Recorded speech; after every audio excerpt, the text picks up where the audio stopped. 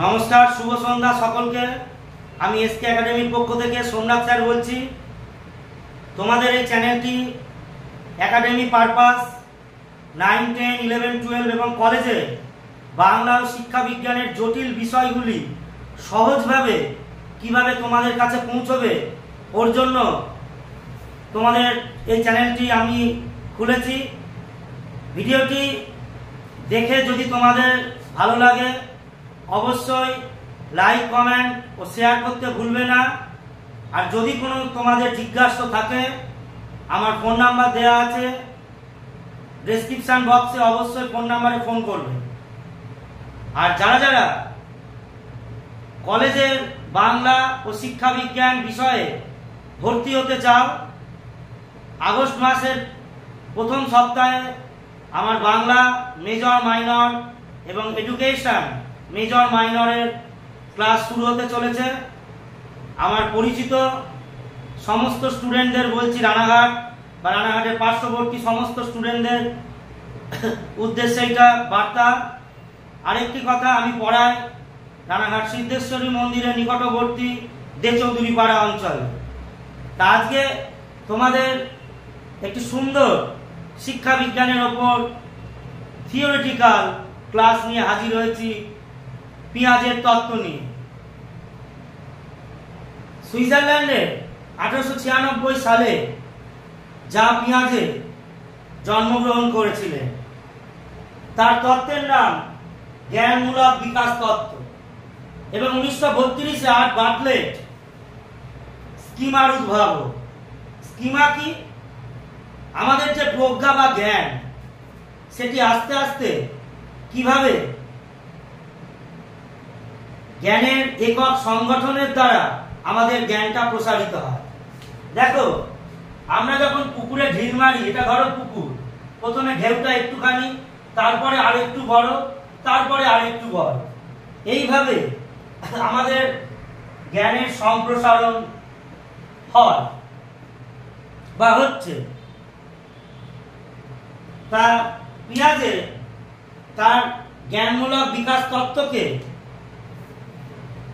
4টি পর্যায়ে ভাগ করেছে। 1, সংবেদন সঞ্চালন স্তর, 0 থেকে 2 বছর আমি আসছি, প্রত্যেকটা ধাপ আমি বোঝাবো। প্রাক সক্রিয়তার স্তর 2 থেকে 7, মূর্ত সক্রিয়তার স্তর 7 থেকে 11 এবং প্রথাগত স্তর বা ফর্মাল অপারেশনাল স্টেজ 11 বছর বা তার বেশি বয়স। দেখো, প্রথমে সংবেদন সঞ্চালন স্তর। শিশু ভূমিষ্ঠ হওয়ার পর, অর্থাৎ তার বয়স 0 থেকে, অর্থাৎ জন্মানোর পরবর্তী 2 বছর, তার কার্যাবলী কি?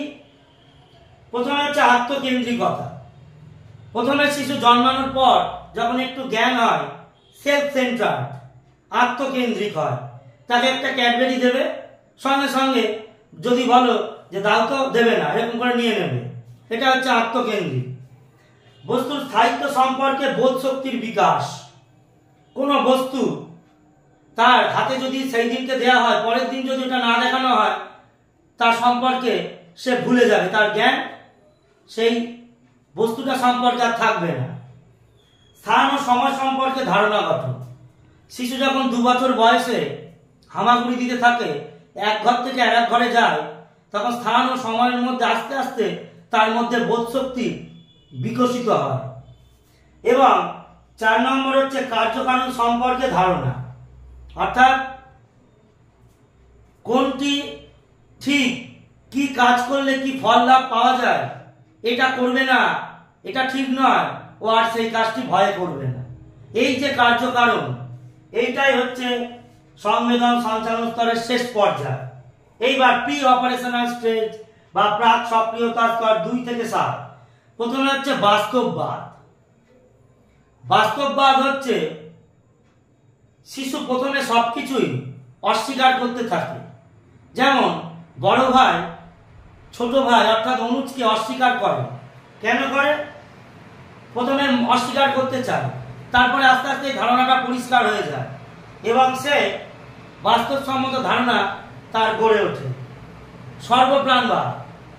সর্বপ্রাণবাদ হচ্ছে প্রথমে শিশু মনে করে প্রতিটা বস্তুর মধ্যে প্রাণ আছে, তারপরে আস্তে আস্তে ধারণাটা পাল্টায়। কিছু বস্তু যারা চলমান তাদেরই প্রাণ আছে। তারপরে আরেকটু যখন বড় হয় তখন ভাবে যাদের মধ্যে সত্যি সত্যি যারা জীবন্ত কথা বলতে পারে তাদেরই প্রাণ আছে। তারপরে কৃত্রিমতাবাদ।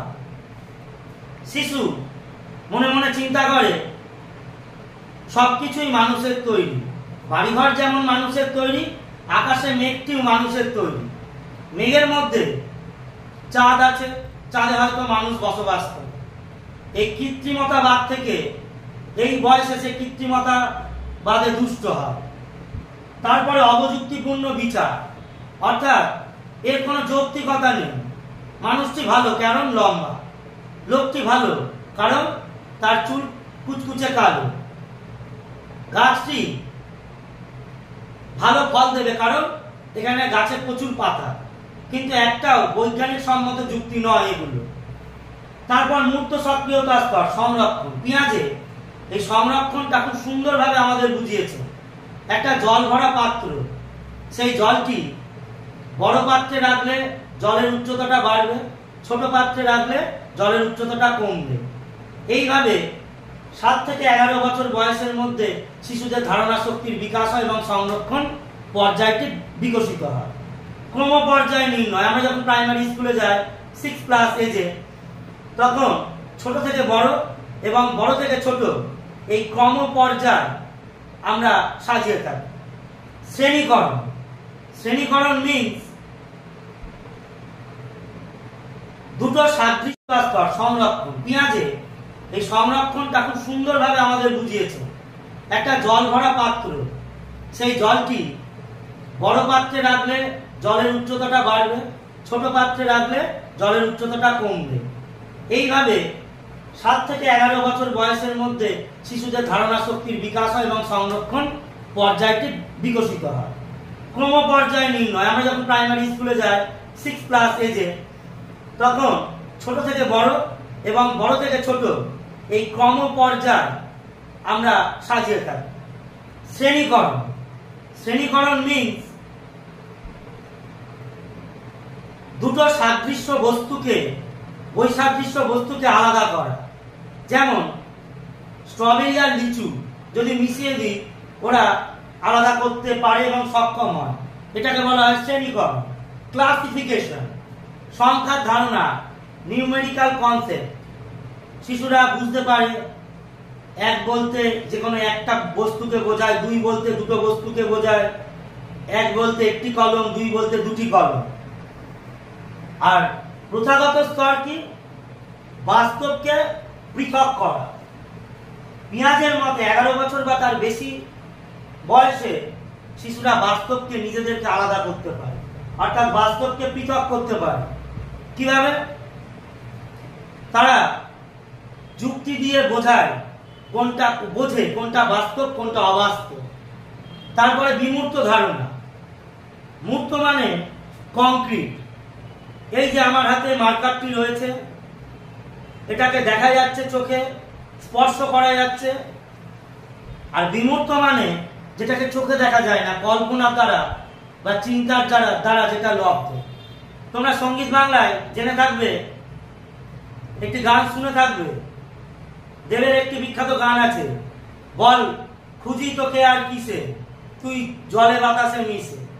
দেব তার সত্তা থেকে বেরিয়ে আর একটা সত্তায় হাঁটছে, নিজেকে চিন্তা করছে, কিন্তু কোয়েল সেটা দেখতে পাচ্ছে না, কোয়েল মন্দ। এই মূর্ত আর বিমূর্তর ধারণা গড়ে ওঠে কাল্পনিক চিন্তা বা কল্পনার চিন্তা। তারপর বিভিন্ন সমস্যাকে বিচার করে। তারা বিভিন্ন ছোট ছোট সমস্যাকে তার পিতামাতার কাছে নিয়ে গিয়ে বিচার করে কোনটা ঠিক কোনটা বেঠিক। তারপর যুক্তিপূর্ণ বিচার, অর্থাৎ যুক্তিপূর্ণ বিচার কি? কোনটা তার ক্ষেত্রে প্রযোজ্য কোনটা প্রযোজ্য নয়, সে আস্তে আস্তে একটা পরিপূর্ণ মানুষ তৈরি হয়, যুক্তির দ্বারা সবকিছু বুঝতে চেষ্টা করে। তাহলে এই হচ্ছে তোমাদের পেঁয়াজের থিওরি। যদি ভালো লাগে ভিডিওটি অবশ্যই তোমরা শেয়ার করতে ভুলবে না তোমাদের সোশ্যাল মিডিয়ায়, এবং কমেন্টেও জানাবে কেমন লেগেছে। এবং অবশ্যই চ্যানেলটি সাবস্ক্রাইব করতে তোমরা ভুলবে না। প্রত্যেক সপ্তাহে তোমাদের কাছে নিত্য নতুন ভিডিও যাবে, নোটিফিকেশন যাতে তোমাদের কাছে আগে পৌঁছায়। আমি সোমনাথ স্যার, যারা আমার পুরাতন স্টুডেন্ট এবং নূতন স্টুডেন্ট সবাই চেনো জানো, আমি রানাঘাটে পড়াই দীর্ঘদিন ধরে। তাই ভালো লাগলে অবশ্যই শেয়ার করবে এবং সাবস্ক্রিপশন নিতে ভুলবে না। নমস্কার, এখানেই আজকে আমার ক্লাস শেষ করছি।